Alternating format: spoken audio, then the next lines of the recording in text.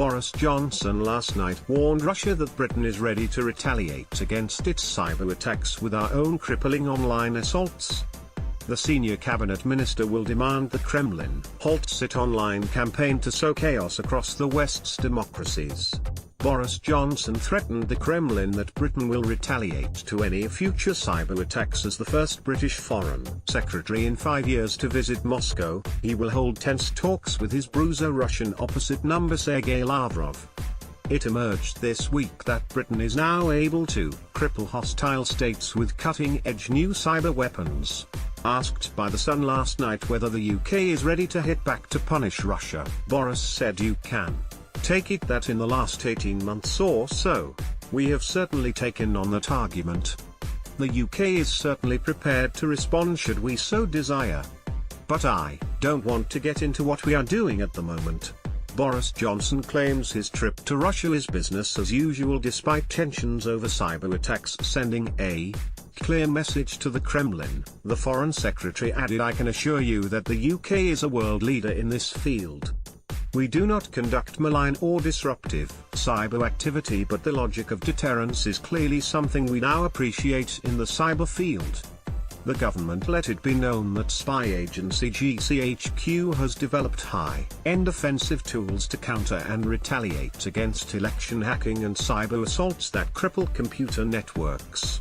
Began 3 years, the National Offensive Cyber Programme has now boosted the UK's electronic arsenal very substantially, a report by MPs on the Intelligence and Security Committee revealed on Wednesday. Boris Johnson says Russia has many more similarities that outweigh current issues arriving. In Moscow, Boris added, "Our relations with Russia cannot be business as usual whilst Russia continues to attempt to destabilize European states, including Ukraine."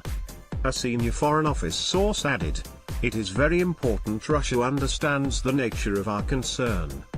If it does not stop what it is doing, it will see a very determined response from the West." Boris will also offer President Vladimir Putin an olive branch, adding, "We have a relationship with Russia that spans over 450 years.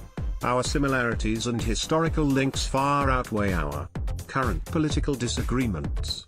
The Kremlin has positioned Russia in direct opposition to the West, but it doesn't have to be that way. Suspected Kremlin Twitter accounts have abused British MPs for taking anti-Putin stances. The Kremlin will claim Boris's trip is a propaganda coup, but insisting he was right to make it.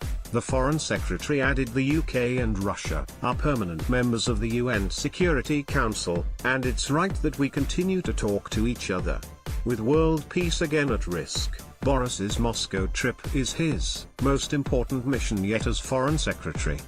It is the first time a British Foreign Secretary has been to Moscow in 5 years. The trip, an invitation from Mr. Lavrov, was initially set for April, but cancelled after Russia was suspected to be behind a sickening chemical gas attack on a rebel-held town in northern Syria. UK gets its iconic blue passport back in stunning Brexit victory for the sound. Theresa May offered her dream EU trade deal by Poland in huge Brexit boost. Depressed benefits claimants are asked, "Why haven't you killed yourself?"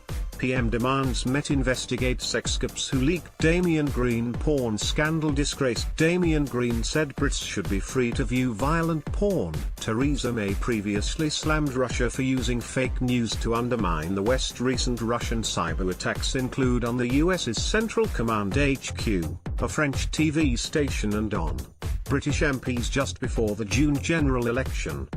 Suspect Kremlin-linked Twitter accounts have also bombarded MPs who have criticized Russia or President Putin with abusive messages and psychological warfare.